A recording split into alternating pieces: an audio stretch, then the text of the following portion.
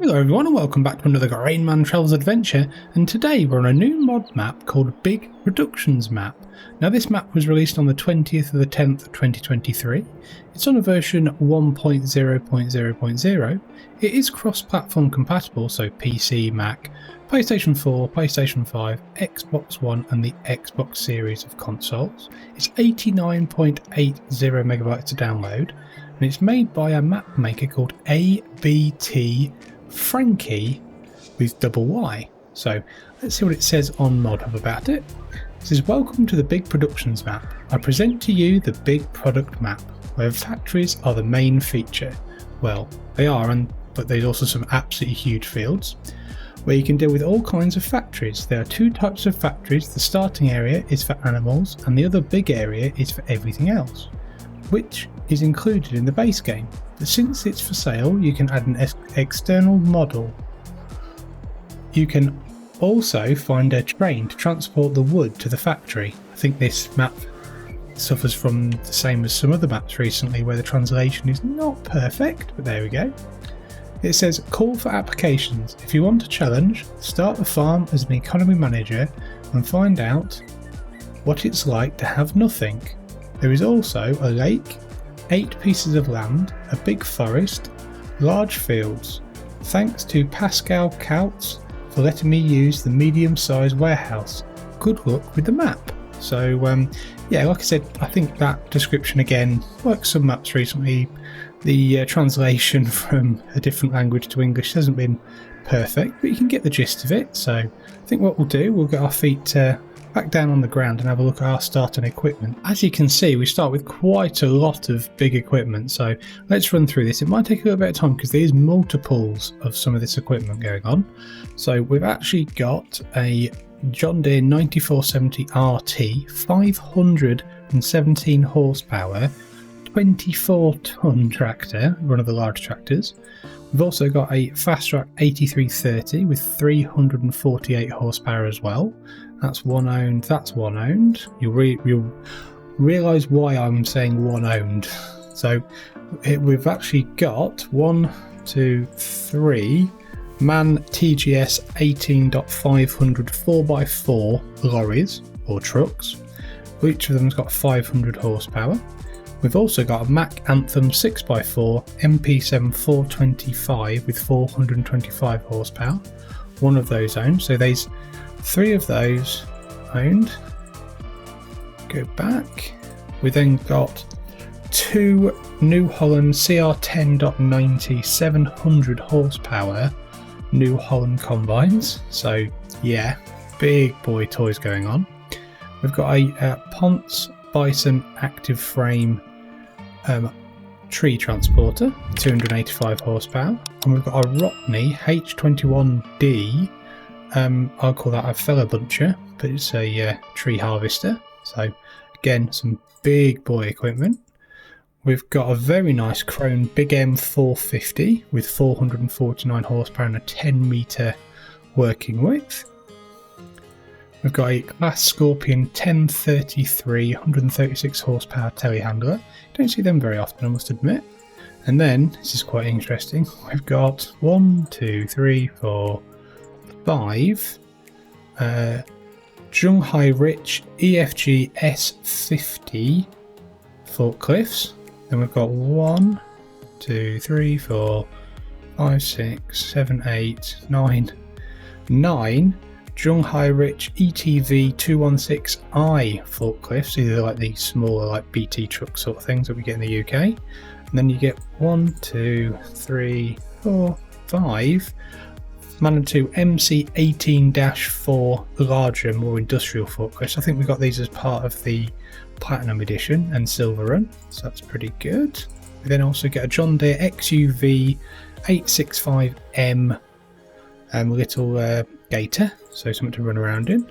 We get 1 Crampy SKS 30/1050 trailer, which has got a nearly a 60,000 litre capacity for pretty much all the different fill types on the game. We get 2 Superflex Draper 45-foot headers for the New Holland combines. These are 13.7 metres wide, so these are big boy headers. We also get a K-Line AG PowerFlex 125. I think that's a 12.5 meter disc arrow. This might be a mod one actually.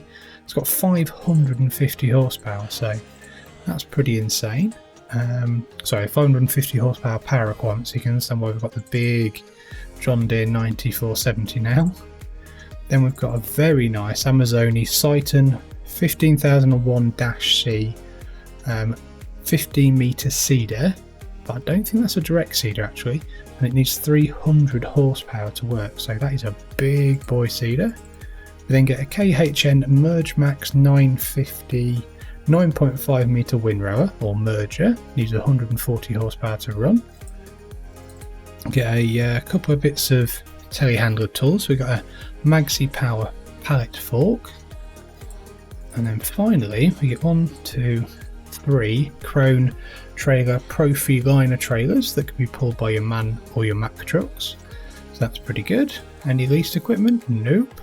So let's have a quick look at our starting area. So yeah, there's all some of your really nice big boy stuff, and this massive shed. I mean, the shed actually makes everything look small, but these are not small bits of equipment by any stretch of the imagination.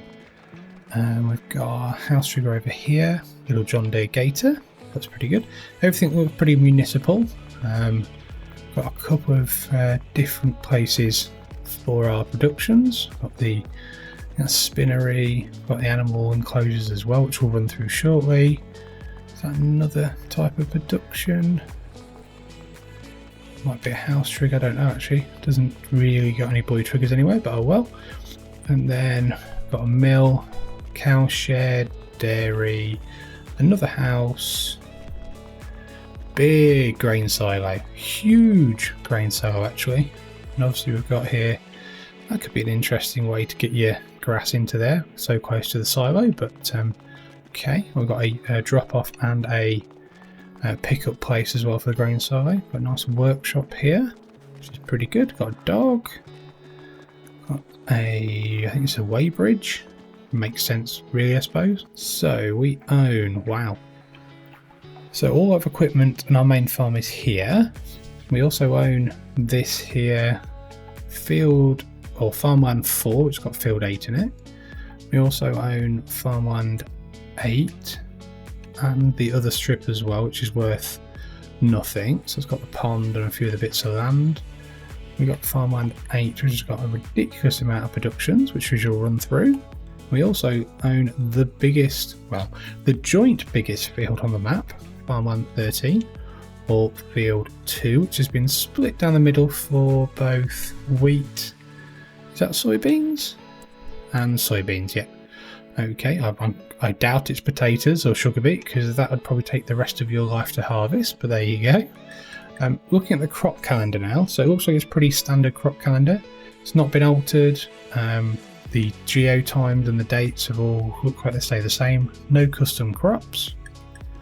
Prices wise, yeah, I don't think I've ever seen so many different places to buy or to sell your wares and your productions to. So pretty impressive as you go down. Most of the stuff does sell with at least, or even the TMR sells, at least 4 or 5 places. A few places that don't, as you can see. But yeah, incredibly healthy and some very, very good pricing going on there too. So it does look like there's no custom types of fruits or productions. So animals wise, we've got the cow barn, the sheep barn large, the cow pasture and the chicken pasture. So if I have a quick look at those, so I'm guessing run as fast as we can. I would say cow pasture 60 head. That's sharp. Not sure what that is. Oh, it's the dealer. Okay, that makes sense. We've got the other cow barn.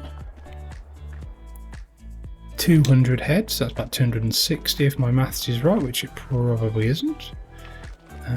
Trigger for the sheep, probably this side, there we are. 300 head sheep barn. I think finally over here, which is the chickens, 250, and that's more space. Lovely. So Cow, sheep, cow, chicken. Yeah, that's the one. Contracts, yeah, there's obviously only a few fields on the map, but they are massive. Well, there's one massive field and there's other big areas, but that field 5, that's sort of £87,000, euros, or dollars for mowing and making silage bales. That's a pretty healthy contract. We then get that massive wheat contract on field 3 at 176,000. You'd probably need more than one class header, I think, but you've got loads of equipment, so you could take that on. Productions wise, wow, here we go. This is what this map's all about. The grain mill, the dairy, the spinnery, the biogas plant. So 250 kilowatt, takes pretty much everything. We've got grain mill as well, and we've got the tailor shop. So yeah, pretty impressive productions to get started there. That's pretty good. So if we have a quick look at the actual map itself, I'm not going to take too long to run through this. Big field here, road in between by the looks of it, road right down the middle, roads into here, onto this track which runs at the side of where your farm is, a couple of tracks onto the main road, and then some tracks into the forest area. You've got 2 bits of equipment in there as well. There's a train that runs right on the outskirts and then to this massive industrial area. All these vehicles out here are things like your different types of forklifts, etc., that are just there in this main area because there's an awful lot of productions in there. So yeah, an interesting map layout, but if you're into your productions on this game, this is definitely the map for you. So let's run through a few. We own all these, I think, or do we? We own the land. So let's have a quick look. We own this one because that's the biogas plant. Do we own this one? Yeah, so it looks like we do own all these. So let's just get back to the map again. A little bit confusing. Debris crusher we don't, obviously. Supermarket is a drop-off point. Biomass heating plant drop-off. Animal trader. Farmers market. We own the grain mill. We own the biogas plant. We own the tailor shop. Farm exporter train, makes sense. Barn there, which takes your hay and your straw. Got a train trigger. Does it? Farm exporter train. Yeah, and I'm guessing that'll be the same. Cow farm sell point. Okay. And then in your main farmyard area, what you own, you've got the gas station. Then we have the farm shop. We have the restaurant, pizzeria. So we've got the chicken pasture, our house, vehicle workshop, got the dairy, sheep barn, the massive silos, cow barn, grain mill again, vehicle shop, spinnery, and cow pasture. Now, interestingly, with the grain mill, do we own this one? We do. So, do we own more? Yeah, we do. We own 2 grain mills. Okay, that's good to see. So let's move back over here. Grain mill train, probably the same thing with the train trigger. Sawmill. And what do we have here? We've got the rent train trigger, farm elevator train, the farm elevator train, and the train trigger.